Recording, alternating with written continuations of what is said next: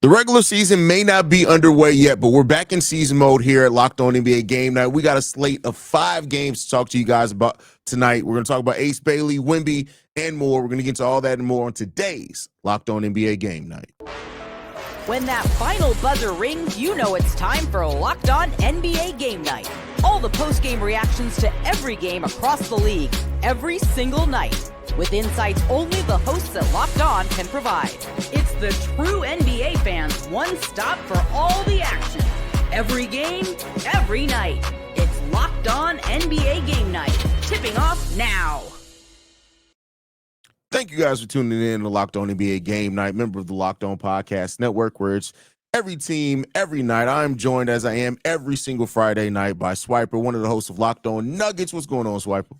Man, we living. NBA is back.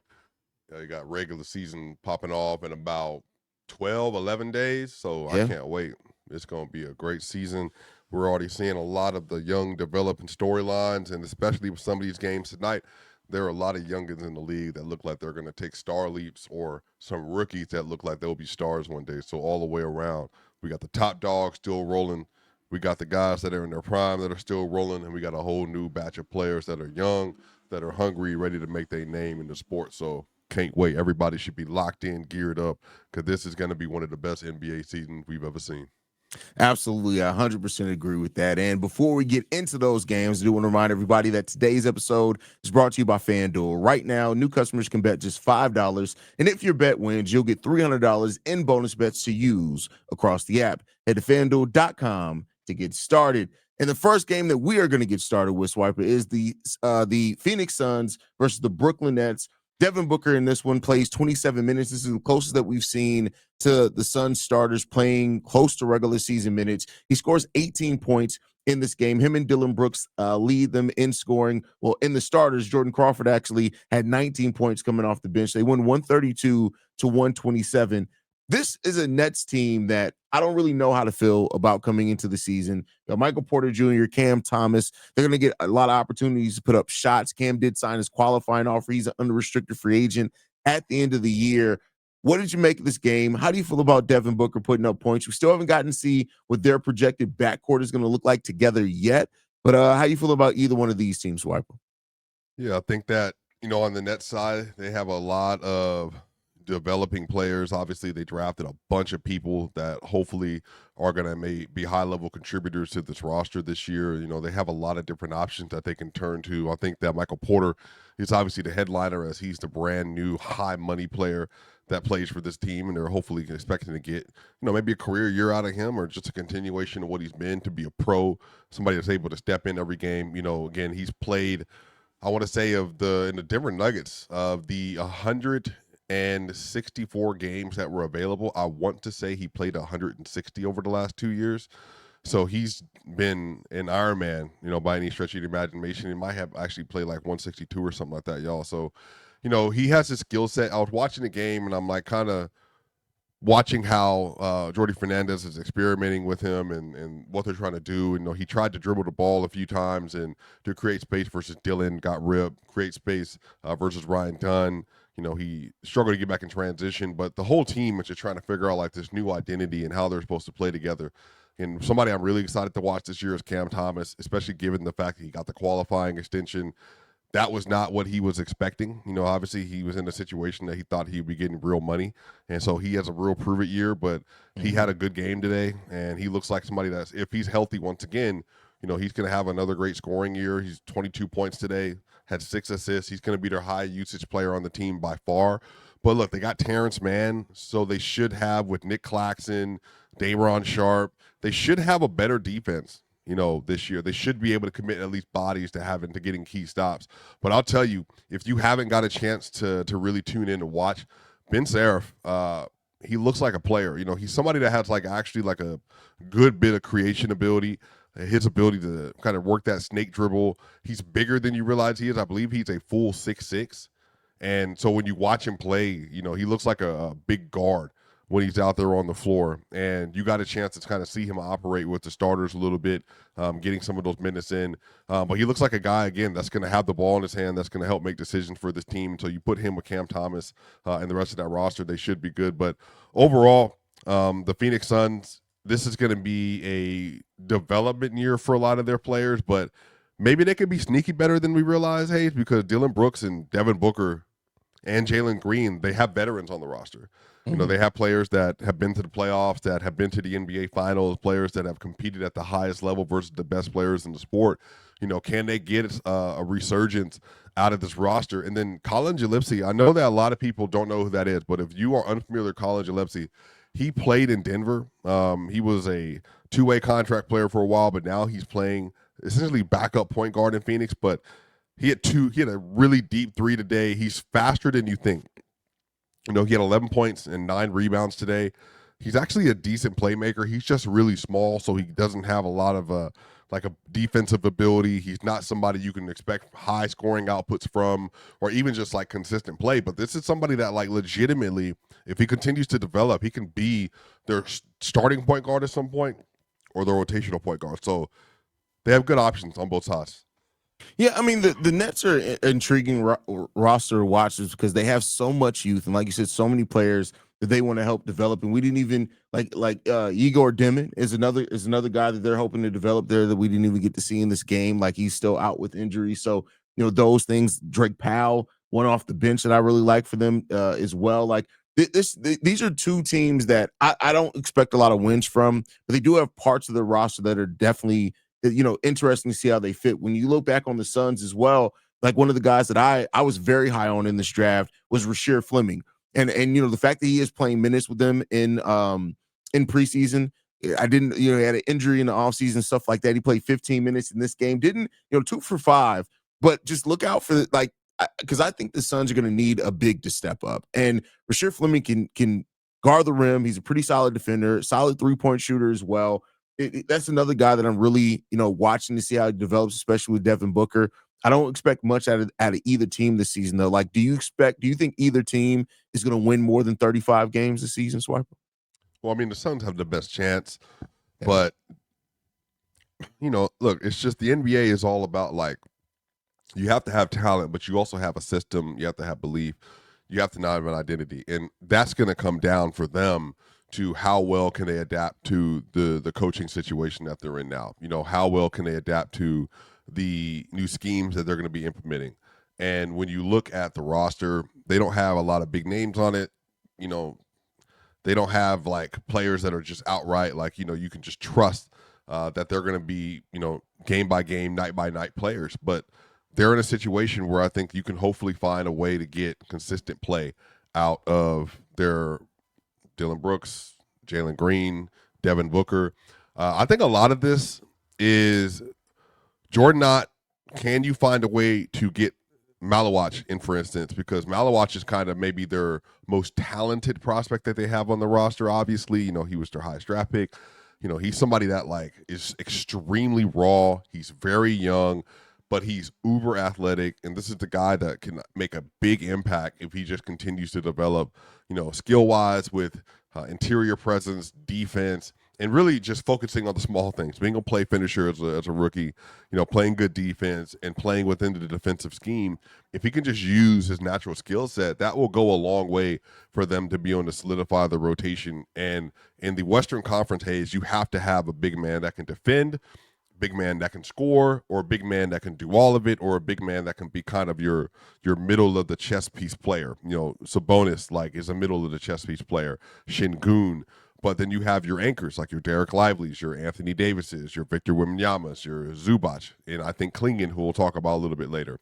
So if Malawach can find a way to like kind of get into that area where he becomes like a legitimate like anchor and somebody that you can utilize, and maybe it's Rasheer Fleming if he's just a lot better than his draft profile, then they have an idea. They have the ability, I think, to be better, but they don't have an interior presence. Hayes, it's going to be hard for them to just all perimeter guys and nobody that can really set the tone for them inside of the paint.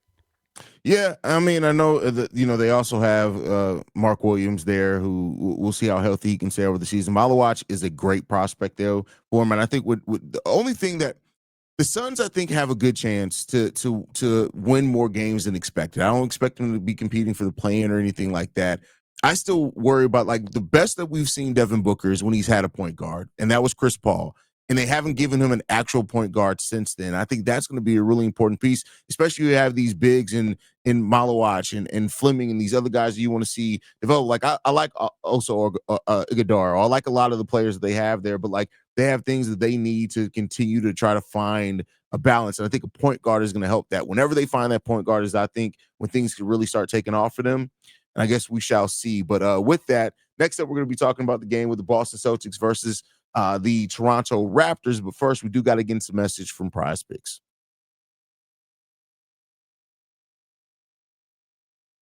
This episode is brought to you by Prize Picks. Every day we make decisions, but on Prize Picks, being right can actually get you paid. Don't miss the excitement of this football season with Prize Picks, where it's good to be right.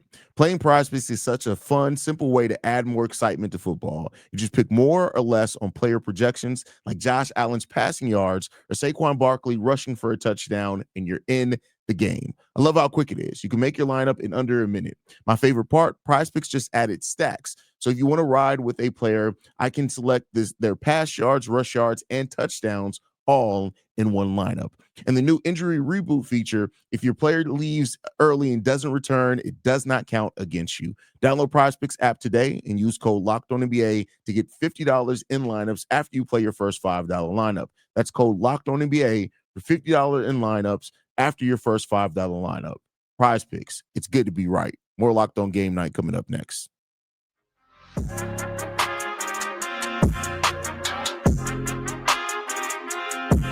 All right, Swiper.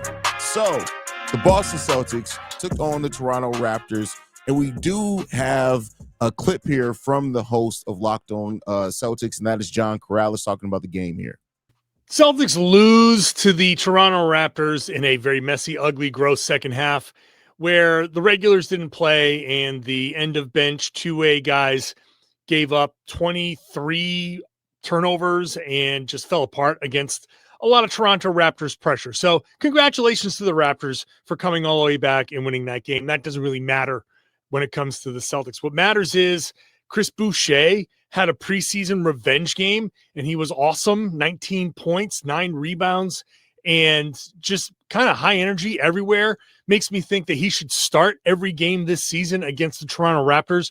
Whatever Joe Mazzulla is planning for his starting lineup, Boucher should be in there against the Toronto Raptors. Clearly, he wants some revenge, and he took it out on the Raptors in this one. So very high energy game. Again, impressive play from Josh Minott, who seems to be making a real push for some minutes this season. And my other big takeaway is that the pace was not necessarily what we saw against Memphis. A lot more ISO play from Anthony Simons, who looked good offensively, looked very Anthony Simons-ish, and Peyton Pritchard, who did what he did, very good offensive ISO player. But that did drag down the pace. They did not play the same speed. So it'll be very interesting to see how the Celtics play when they have everybody together. But for now, a loss, but some good things, something to build on for the Celtics. How do you feel about that, Swiper? He says something to build on for the Celtics here. No Derek Brown, no Jaylen Brown in this no Derek White, no Jaylen Brown in this game at all, as I'm mixing names up.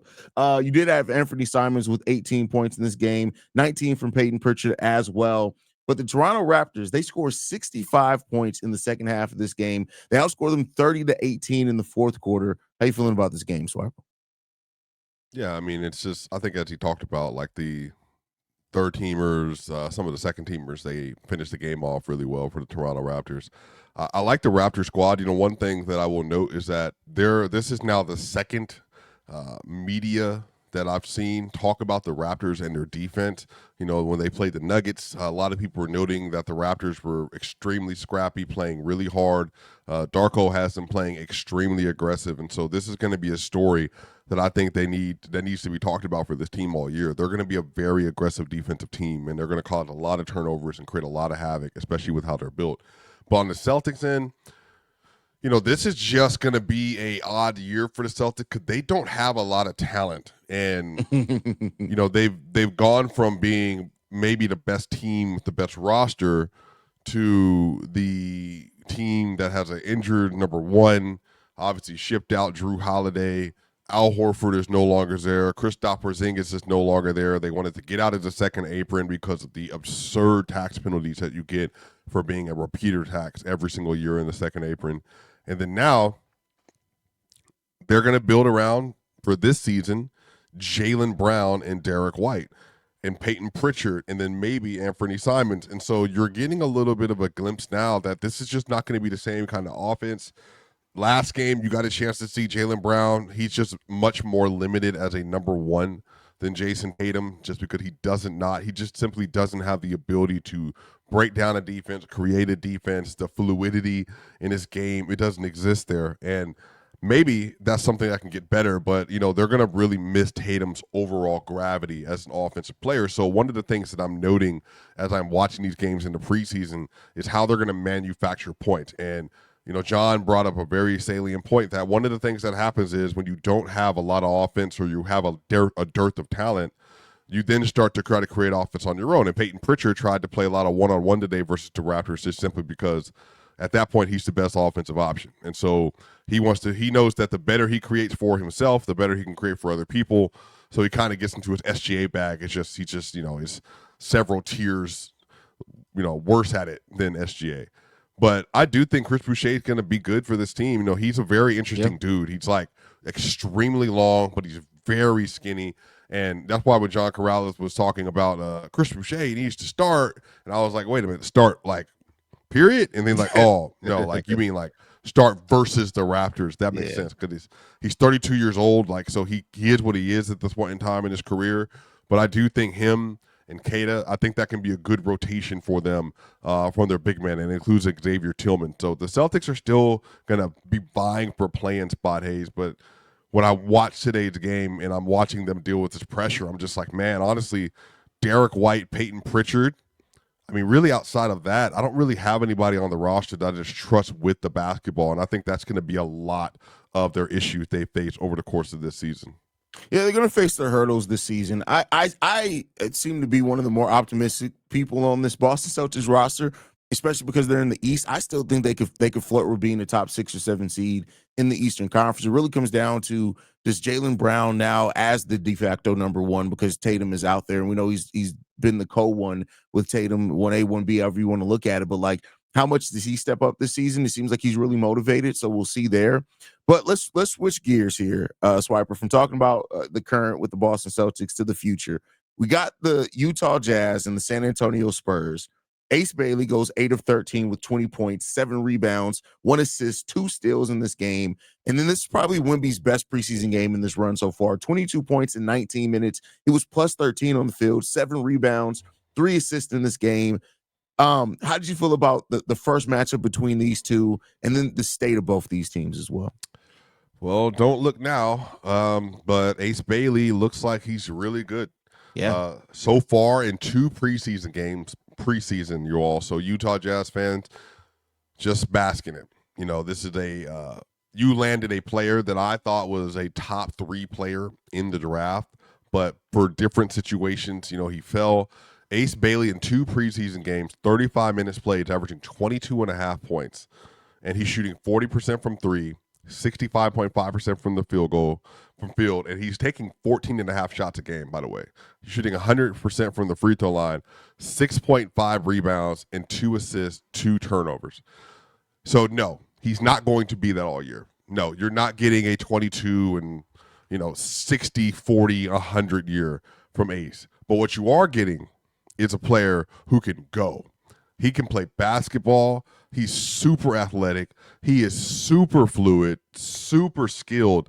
And I think he is going to be the most exciting player that the Utah Jazz have had since Donovan Mitchell, and maybe the most exciting prospect the Utah Jazz have had in their draft since Darren Williams. That's how good I think he is going to end up being for this team. I'm really excited about them. But Hayes, with the San Antonio Spurs, I don't know if you remember, it was 2000, and Spurs fan and Thunder fan, please, you can remind me. In 2023, I believe, Hayes, right before the year they won this, they got the first seed. They shut down SGA at one point because they were winning so many games with SGA. They were going to ruin the lottery chances for them, and they ended up getting J-Dub later on.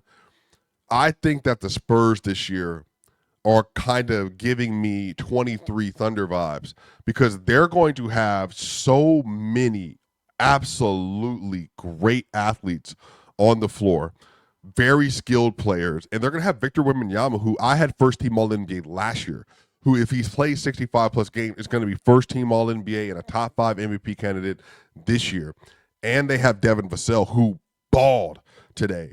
And then Dylan Harper, off the bench, plus 20, 9 points and 3 assists. And when sometimes when people just take the floor, you don't even have to see them do a lot. I don't have to see you score 20, 15 points. I can just watch you and say, that kid has it. That kid is somebody that knows how to play, that is smooth. There's a fluidity. There's a factor of he just knows who he is, and he's trying to figure out a way to make his teammates better, get people involved. I think that Dylan Harper is a guy, Hayes, and I cannot wait to see how him, Victor Wembanyama, De'Aaron Fox, Stephon Castle, Devin Vassell, Jeremy Sohan, how they all put it together, including Carter Bryant. They have something special on their hands. Shout out to the Utah Jazz and shout out to the San Antonio Spurs. They took the Rutgers kids, and I think both of those dudes are future stars. Yeah, they're both going to be really good. And I think I love that with the Spurs, you talked about just getting it all together, especially Carter Bryant. Like Carter Bryant, you know, his offense is going to come. We'll see eventually. That defense looks like it's going to be legit right away. I can see him as the season goes on being more and more trusted by that head coach. The Spurs have such an interest, so many young pieces as well. And I know people talk about that they may have some replication of skill or whatever, but they're in a really good place. Just continue to see this thing develop. And if Wemby can stay healthy this year, I really do think this is the year that the Spurs can make the playoffs. And Wemby's already ahead of schedule in that case. But you traded for De'Aaron Fox. That's the goal there. And they're going to both be really fun teams to watch, especially with just Ace Bailey. And as he matures as a player and goes through this first season, he dropped the agent, which I think is a really good thing. And now he can just focus on basketball. I think now that he can focus on basketball, you're going to see exactly the player that Ace Bailey can be. And he's one of the best talents out of this draft. Mm-hmm. I agree. All right, so we're going to get into the last topics of the day today, man. We're going to start off talking about the Portland Trailblazers against the Sacramento Kings. And how good can the Portland Trailblazers be? But first, we got to get some messages from a couple of our sponsors, starting with FanDuel. The NFL season is here, and FanDuel has an offer you don't want to miss. Right now, new customers can bet just $5 and get $300 in bonus bets if you win. That's right. Pick a bet, put down $5, and if it hits, you'll unlock $300 in bonus bets to use across the app. I love how FanDuel gives me so many ways to play. I've built parlays, tried player props, and even followed the live lines during the game. It makes watching football even more exciting when you have a little something riding on the action. Whether you're a casual fan or love diving into the stats, FanDuel makes the game day experience so much better. So what are you waiting for? Visit FanDuel.com to download the FanDuel app today and get started. Also got to talk to you guys about one of our new sponsors here, and that's Quo. One of the tools that help makes a huge difference for business owners is Quo, formerly OpenPhone. It's the same great business phone system you've heard me talk about before with just a new name. And here's why it matters. Every missed call is money left on the table. When every customer conversation counts, you need a phone system that keeps you connected 24/7. Quo is the #1 business phone system that streamlines customer communications. It works right through an app on your phone or computer. So no more carrying two phones or relying on a landline. I love how Quo, formerly known as OpenPhone, lets your team share one number and collaborate on calls and texts like a shared inbox, so no customer gets left hanging. See why over 90,000 businesses trust Quo, formerly OpenPhone. Get started for free and get 20% off your first 6 months at quo.com/LockedOnNBA. That's QUO.com/LockedOnNBA. And if you got an existing number with another service, Quo will port them over at no extra charge. Quo, no missed calls, no missed customers. More Locked On Game Night coming up next.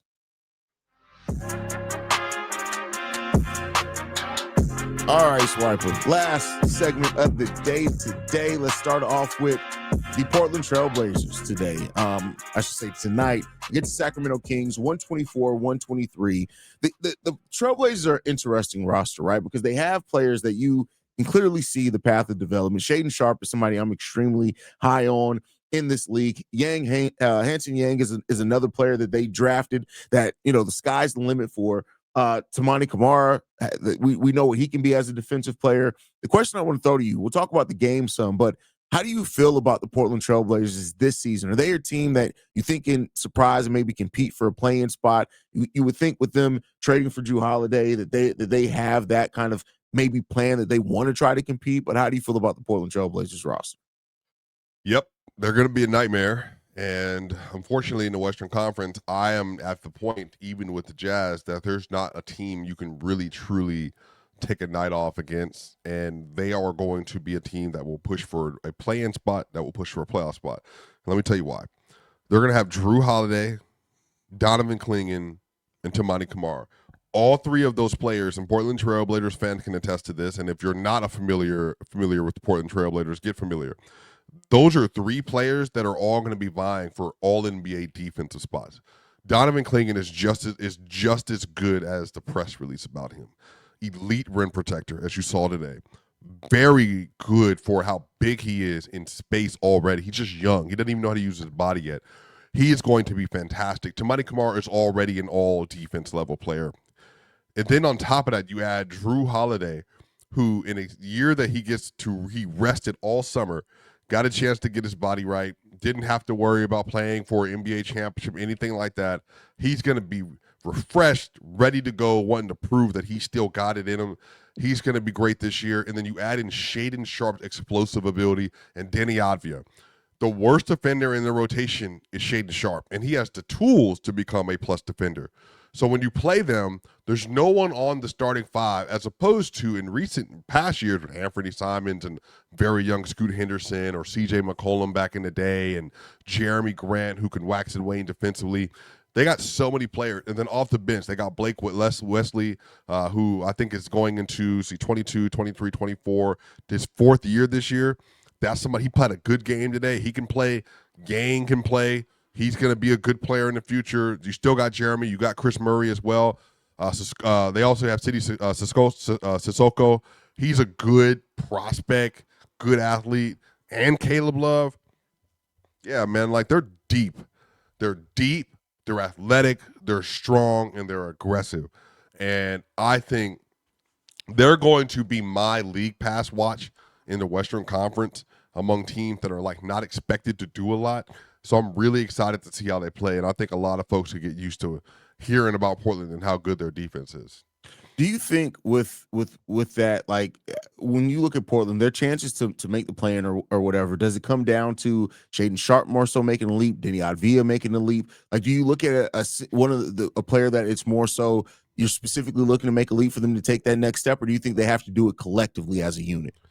No, see, the thing is, like, they can be as good as they want. The problem is you could be as good as you want, and then everyone else can still be better than you. There's just too many teams. It's like when you just go through the conference right now, like, okay, so you have the Oklahoma City Thunder, the Denver Nuggets, the LA Clippers, the Houston Rockets, the Minnesota Timberwolves, Los Angeles Lakers, the Golden State Warriors, the Dallas Mavericks. Okay, that's 8 teams.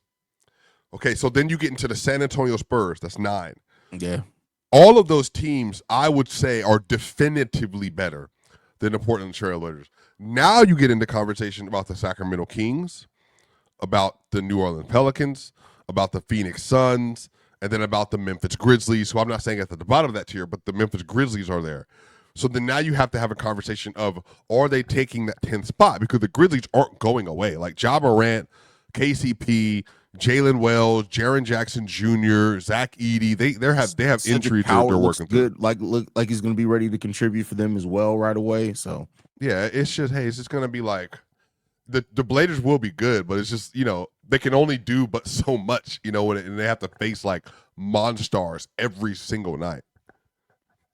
Yeah, I mean it's definitely gonna be difficult. It's not gonna be anything easy given to them, and they're gonna have to be prepared for it. But they have the Portland Trailblazers have a fun roster now. As far as the Kings, which is the team that they did take on today, I have no idea what this Kings roster or how they're gonna perform together. I don't know. We heard today more that they still could, take a look at Russell Westbrook. They spent a lot of money to get Dennis Schroeder in there. It just feels like to me like this team just doesn't have a clear balance hierarchy or a play style per se. And I know that they don't want Domantas Sabonis to ask for a trade.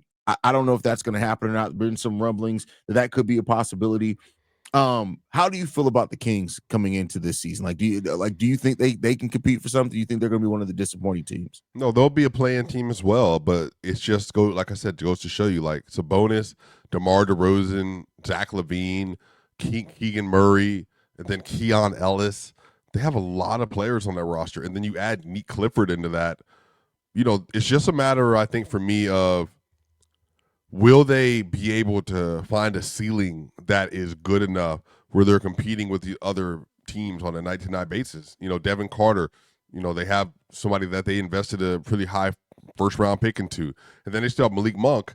And then you add Dennis Schroeder in that. That's a lot of NBA players. That's a lot of good NBA players. But you have to find a way to have a cohesive unit and a cohesive culture. And I just don't know if the Kings have enough talent on the defensive or offensive end to truly be a great team on more nights than not. So they're going to struggle a lot even in the Western Conference, but I think that's a team as well that's going to be competing with like Portland and others for the last 2 play-in spots. For sure. Last game of the night, Swiper, to get into. The Orlando Magic get a victory, 128-98 over the 76ers tonight. This was a high-scoring game. The Magic outscored them by 30 points today. We've got a clip that we're going to get into. Let's go ahead and play that one. 3 big things about the 76ers 128-98 loss to the Orlando Magic in preseason game number 3. Number 1, Tyrese Maxey doing exactly what he should do, which is lead the charge. 17 points in the first quarter. He only played all 12 minutes of the first quarter, then was done after that, and he came up with 17 points on 50% shooting from the floor, 7 of 14, and 3 of 6 from beyond the arc. Exactly what you want to see from Maxey. Then number 2, it's been a rough go of it since the close of last year for Justin Edwards. Struggled in the Summer League, struggled in the first 2 games of Abu Dhabi. This one, it's only 5 points, but that's not the brag. He comes away with this with 5 assists, 2 rebounds, 2 steals, and looks a lot more like the player that we saw at the end of last year. And then number 3, Dom Barlow gets another start in the Sixers lineup in the preseason, and he produces 12 points, 9 boards, near double-double as he continues to get comfortable in that 76ers jersey. This is a Sixers team that is going, whoa, wrong one. And I keep pressing the wrong one, apparently. There we go. All right. This is going to be a 76ers team. This is going to be an interesting thing to watch this year. We don't know exactly how much Joel Embiid's going to play. We never know how much Joel Embiid's going to play, but call me crazy, Swiper. I kind of like the 76ers roster. They got a lot that they need to figure out. Make no mistake about that. The Orlando Magic, we know what the Orlando Magic are going to be. They're trying to be one of the top 4 teams in the Eastern Conference. They have the talent defensively to do it. Offense is always their question. But the 76ers, depending on what happens with the Sixers, it can completely change kind of the balance in the East. If the Sixers are good this season, some of those teams that were, especially talking about the East being more open and things like that, aren't going to have as big of a chance. If they're not good, then you're looking at another team, another season of the Eastern Conference, maybe from the 6th seed down to the 10th seed being all very close. How do you feel about the 76ers and them in this game as well? Well, Joel Embiid, Paul George, Quentin Grimes, Kyle Lowry, Jared McCain, and BJ Escombe. If those players play, they will be good. When those players don't play, they will be bad. If Embiid plays 55 games, they will be good and be as high as the 3 or 4 seed. If Embiid plays less than 55 games, they will not be as good, and they will not be maybe in the playoffs. Their ceiling and floor has the biggest disparity in the sport, because when I did my Eastern Conference rankings, I had the Sixers literally penciled in 3 if Embiid gives me around 60 games, and then if Embiid has a year like last year, they're going to fall out of the playoffs, and they're not going to beat teams like the Bulls and even the Toronto Raptors. So a lot of this comes down to, can they get an actual NBA season from Embiid? Can they make sure that his knee doesn't get inflamed and the swelling stays down and his feet are okay? It's not Embiid's fault. He's managing like a massive body, a massive workload, and injuries that are just they're trying to shorten his career. But if Paul George has a resurgence this year, if they can just get VJ Edgecombe, Jared McCain, and Paul George and Quentin Grimes to go play basketball and play well, that's a good enough team in order to push almost every team in the Eastern Conference. But if Embiid gets back and he's healthy, that's a championship contender. So it really all comes down to their best players, Embiid and Paul George, being able to play through the whole season. Yeah, I mean that's the big question here, and then of course, like that was said in the clip, like Maxey does have to lead the way. I think, like for large chunks of the season, it has to be Maxey being their best player, and not to knock Embiid. Of course, if Embiid's there and healthy, we know what Embiid can be, but Maxey has to take the charge here because if on the nights that Embiid is not healthy, you need Maxey to lead and do it at a high level, and we know that he's capable of doing it. They have a lot of wings there. I like their bench. I like Dembana being the starting center when Joel Embiid's out. He moves to the backup center. You still have Andre Drummond there too. Like, this isn't a terrible roster with the 76ers. And I feel like sometimes they're talked about like there's no hope there. I'm not saying that is major hope either. Like, you should just assume they're going to be one of the best teams, but for them to be as bad as they were last year, there's going to have to be a certain set of circumstances they have to hit to get that done. I just don't know if they're going to have that bad of a luck 2 years in a row. It's possible, but we'll see. Let me flip this, and before we get out of here, let's talk some more about the Magic. Do you have the Magic as legitimate threats to come out of the Eastern Conference this year? Absolutely, 110%. No doubt, no question, especially with their defense, especially with the versatility they'll have this year. They can go big. They can play small. They can go all wings. They can go multiple bigs. They can put multiple guards. Franz Wagner, Paulo Banchero, Wendell Carter Jr., Desmond Bane. And then from there, it's about, okay, do we want Jalen Suggs in there? Are we going to get a resurgence from Anthony Black? Is Chase Richardson taking that spot? Tristan Da Silva, who looked like he got even better via Eurobasket. Gogo Batadze, Jonathan Isaac. They have so many options. I absolutely think this is a team. They figure it out mentally. They take the right steps as a unit. That could absolutely be a team that comes out of the Eastern Conference, 100%. Yeah, they definitely have the chance to do that. I think that they just need to discover more consistent offense. And I know they added Desmond Bane. He can't be the only thing that fixes your three-point shooter. They were such a bad three-point shooting team and just jump shooting team overall. But I do think Franz and Paolo have another level that they're going to continue to uncover. This is going to be a fun team to watch this season. Before we close out of here today, Swiper, is there anything left that you want to talk about? No, I mean, really fun, interesting night. Like I said, my biggest takeaway was like watching Dylan Harper, Ace Bailey, Donovan Clingan, and some of these other rookies. And it's just like, man, like that's a lot of talent in the last two drafts. And this is not including like Zachary Richichet, VJ Edgecombe didn't play today. There's just a lot of really good players that are coming up. And I think this is going to be an interesting rookie of the year race in particular. Because I genuinely don't know who's going to win that award. Agreed. It's going to be a fun race, fun season. As you said, when we open the show, it's going to be a fun season ahead. We're going to be here every Friday night, so make sure you guys stay in tune with us. Locked On NBA Game Night is available on every podcasting app and platform of your choice, as well as YouTube, the Odyssey app, Amazon Fire TV, Roku TV, Fubo TV, basically anywhere you want to listen or to see us, you can do so. We'll catch you guys next Friday night. Peace, y'all.